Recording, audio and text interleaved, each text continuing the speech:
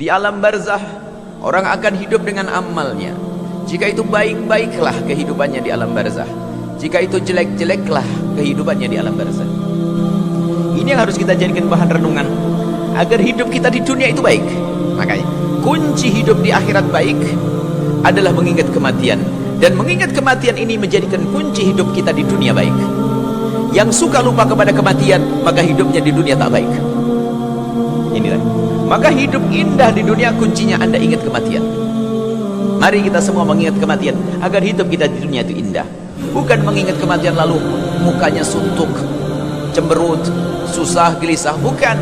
Itu mengingat kematian dicabutnya nyawa. Yang dimaksud mengingat kematian adalah kita mengingat kehidupan setelah kehidupan di dunia ini. Di sana alam ba'da alam barzah.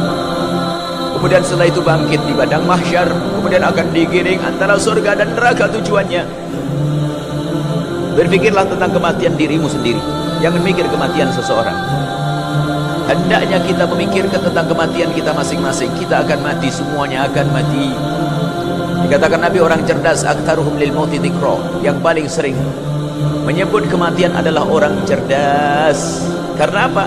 Dia akan berbekal untuk hidup nanti di akhirat, untuk berbekal setelah hidup, setelah kematian. Nah, di sini coba Anda hadirkan dalam diri Anda. Kita tidak tahu kapan malaikat Israel akan datang menjelang kita. Bukan menakut-nakuti ini. Semuanya itu yakin kalau kematian itu akan tiba.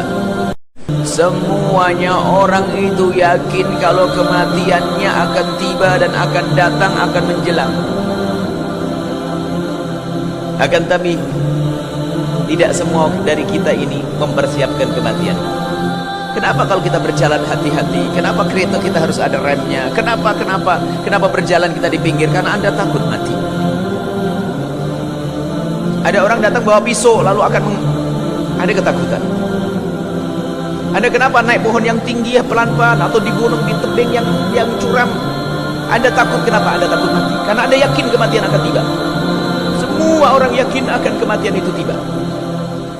Siapa yang tidak yakin akan kematian tiba? Oh, setiap hari kita melihat si fulan mati.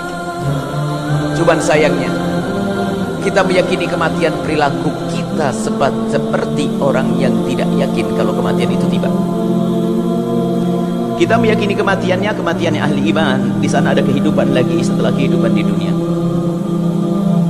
Kita akan mati. Semoga panjang umur semuanya dalam ketaatan serta sehat walafiat.